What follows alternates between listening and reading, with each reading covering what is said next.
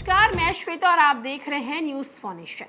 मौजूदा लोकसभा चुनाव 2024 में इंडिया गठबंधन के बेहतर प्रदर्शन इस बार देखने को मिले। इंडिया गठबंधन ने इस बार देश में बेहतर प्रदर्शन किया तो वहीं एनडीए को बड़ा झटका लगा। लेकिन अगर हम बात बिहार की करें तो बिहार में एक तरफ जहां इंडिया गठबंधन ने 9 सीटों पर जीत दर्ज की तो वहीं एनडीए को इस बार 30 सीट से ही मन को संतोष करना पड़ा। लेकिन हम बात करने वाले हैं बिहार के कुछ उन सीटों को लेकर जिनमें जातीय समीकरण के कारण इंडिया गठबंधन को हार का सामना करना पड़ा है। उनमें से एक सीट है मुजफ्फरपुर। दरअसल आपको बताते चलें कि बिहार में भी ये गठबंधन पिछले चुनाव से बेहतर प्रदर्शन की है। मुजफ्फरपुर जिला अंतर्गत वैशाली और मुजफ्फरपुर संसदीय क्षेत्र में गठबंधन के प्रत्याशी को मुंह की खानी पड़ी। ऐसे में ये सवाल उठता है कि कहां ऐसी कमियां रह गई जो महागठबंधन समर्थित प्रत्याशियों को जीत नहीं दिला सकी।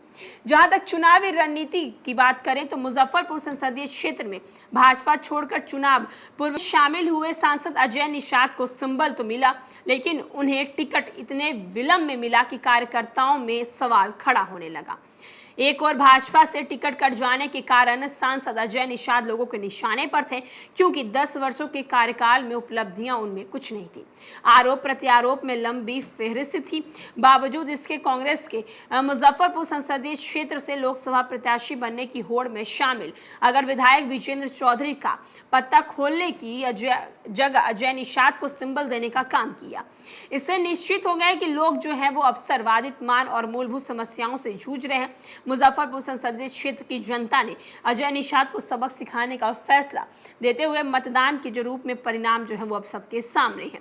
इसका स्पष्ट परिणाम ये है कि पोस्टर बैनर को लेकर तमाम 24 राउंड की मतगणना के दौरान एक बार भी सांसद अजय निषाद भाजपा प्रत्याशी को पीछे छोड़ने में सफल नहीं हुए। बिहार के लगभग सभी संसदीय क्षेत्र पर उतार चढ़ाव का परिणाम देखने को मिला, लेकिन सुबह 8:30 बजे पोस्टर बैलेट और 9:30 बजे से ईवीएम की मतगणना की होड़ में कभी भी अजय शामिल नहीं दिखे। आलम ये कि दोपहर 1 बजे तक 1 लाख के अंतर से पूरी तरीके से वो पिछड़ चुके थे। वहीं दूसरी ओर अगर हम बात करें कमोबेशी ये परिस्थिति वैशाली संसदीय क्षेत्र में राजद प्रत्याशी विजय कुमार शुक्ला और मुन्ना शुक्ला के साथ भी देखने को मिला। पोस्टल बैलेट की मतगणना में 335 मतों से पिछड़ने के बाद उन्हें समर्थन में परिणाम आने की उम्मीद थी, लेकिन जैसे जैसे मतगणना का परिणाम सामने आया शुक्ला मतों की गणना से काफी ज्यादा पीछे होते हुए नजर आए। शाम 4 बजे तक होते होते उन्होंने हार भी स्वीकार कर ली।